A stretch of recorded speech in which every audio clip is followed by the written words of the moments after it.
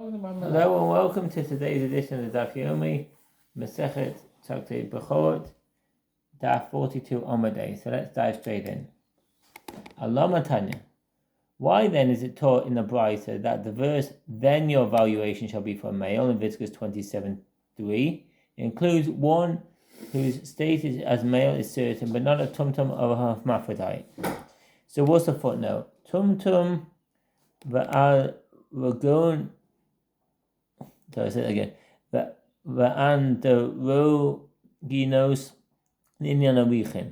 Torah established fixed amounts for the valuation of those whose status as males and females is uncertain, but there's no valuation for a tumtum of hermaphrodite.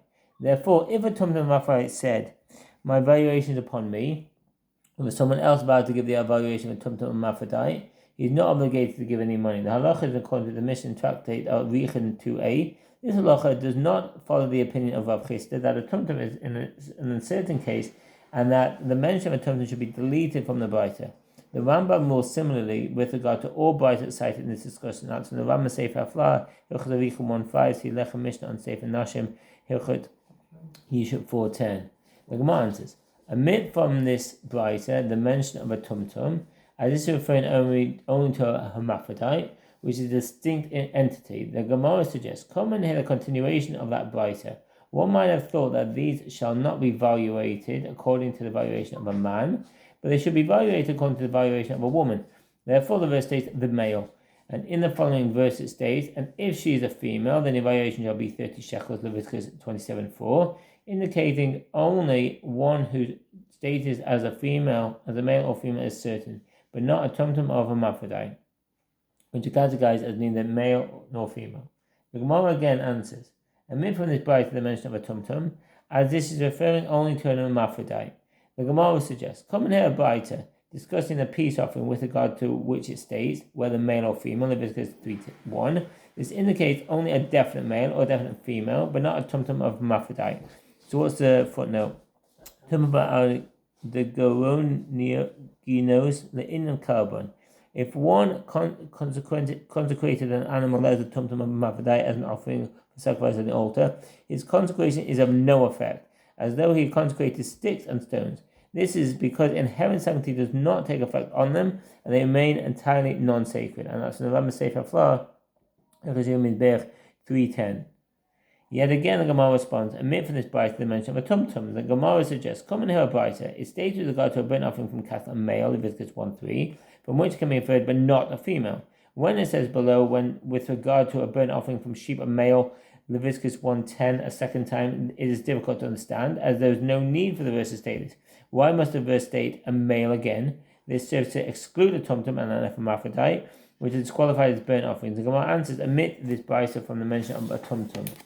The Gemara says, come and hear a Brisa discussing the halacha of ritual impurity imparted by a bird in the throat. Any bird that was not slaughtered in the proper manner, i.e. in its neck with a knife, has the status of a carcass. This carcass renders the one who eats it impure when it is in his throat.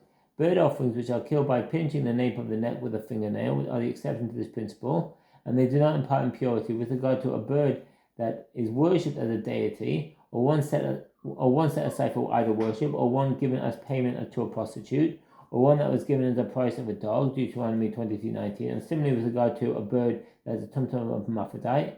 If one killed any of them by pinching, they are ritually impure, as they are disqualified as offerings, and the pinching does not purify them. Therefore, they all render a person and the garments he is wearing ritually impure if an olive bulb comes into contact with the throat while eating. So what does that mean? Kulan metamin begadim abase habslia. If a bird that was the object of bestiality, or set aside for idol worship, or worshipped as an idol, or given as payment to a prostitute, or given as the price of a dog, or was a tumtum of hermaphrodite, even if it was killed by pinching the nape of the neck, it's considered an unslaughtered carcass in all respects, and it renders the person and the garments he is wearing ritually impure when it is eaten and comes into contact with his throat. The reason is that such birds are not imbued with sanctity, and therefore this qualification did not occur in the course of the temple service. Rambam Sefer Avot Hilchot Besulei HaMikdashim 7:4.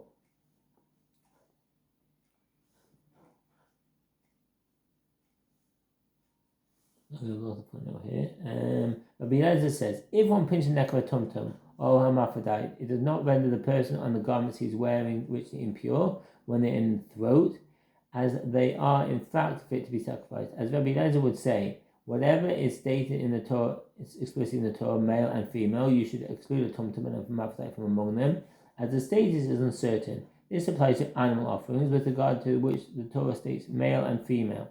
But in the case of a bird offering, since male and female are not stated with regard to it, but simply doves and pigeons are stated with regard to it, you do not exclude a tum-tum and a hermaphrodite from among them, as they are fit for the altar. Now, if a tum-tum is considered definitely a male or female, why then does the first time disqualify from meat sacrifice? The Gemara again applies omit from this brighter the mention of a tum-tum. The Gemara suggests, come here that Rabbi Elazar says, an animal with a condition that will cause to die within 12 months of treifa, and prohibited diverse kinds of livestock, and an animal born by cesarean section, an animal that is a tum-tum and hermaphrodite, do not become consecrated and do not render another animal consecrated in their place. And Shmuel says an explanation, they do not become consecrated by substitution. Lo kadoshim bismura. If one attempted to substitute for a sacrificial animal, an animal born from diverse kinds, a treifa, an animal born by cesarean section, an animal that is a tum-tum and hermaphrodite, the substitute animal does not become sacred. It is because these types of animals cannot be used for sacrifice, and it is as though it is transferred the sanctity of the offering to a camel or a donkey. And this halach is according to the opinion of Rabbi Elazar, as explained by Shmuel. 117, i.e., if one sought to substitute one of these offerings for a sacrificial animal, it does not become sacred. And if one of these was born to a sacrificial animal, they do not render a non-sacred animal consecrated in a case where one wanted to render a substitute for them. And if a tum-tum is either male or female, why would it not become consecrated and render another animal consecrated? The Gemara answers, omit from this brighter the mention of a tum-tum. The Gemara suggests, come in here a slightly different version of that brighter. Rabbi Elazar says, there are 5 types of animals that do not become consecrated and do not render another animal consecrated, and they are a treifa, and prohibited diverse kinds of livestock, and an animal with a cesarean section, and an animal that is a tum-tum, and an hermaphrodite. And if you would say here too, omit from this brighter tum-tum, then there are only 4 types of animal listed in the brighter. The Gemara answers, remove the mention of a tum-tum and in its place insert an orphan, i.e. an animal born after the death of its mother, which is also disqualified as a sacrifice. The Gemara suggests, let us say that this question of whether a tum-tum is an entity or is definitely either male or female is subject to the other dispute between Tanaim, as it is taught in a brighter that Rabbi Eli says in the name of Rabbi Shmuel, a hermaphrodite is the firstborn, and it comes with this blemish. And the rabbis say it is not imbued with sanctity.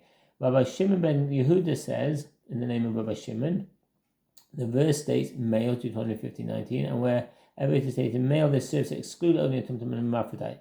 Since according to Rabbi Shimon ben Yehuda, it is necessary for a verse to exclude a tum-tum, like an hermaphrodite, from the category of a male. Evidently, in his opinion, a tum-tum is not considered to be one who stated as a male is uncertain but a distinct entity. The Gemara analyzes this brighter. And if you would say here too, omit from this brighter tum-tum, then the opinion of Rabbi Shimon ben Yehuda is the same as that of the rabbis, and they too maintain that hermaphrodite is not sacred. Rather, is it not the difference between them is with regard to the status of a tum-tum, as the first Tanai, the rabbis hold it is not imbued with sanctity, and they are referring specifically to hermaphrodite, which was the subject of Ariela's statement, and tum-tum is an uncertain case, and therefore is sacred due to uncertainty. And Rabbi Shimon ben Yehuda comes to say, a tum-tum is not an uncertain status, but it's an entity and is not sacred at all. And that's the end of the Omen. Thanks for listening, and all the best. Bye.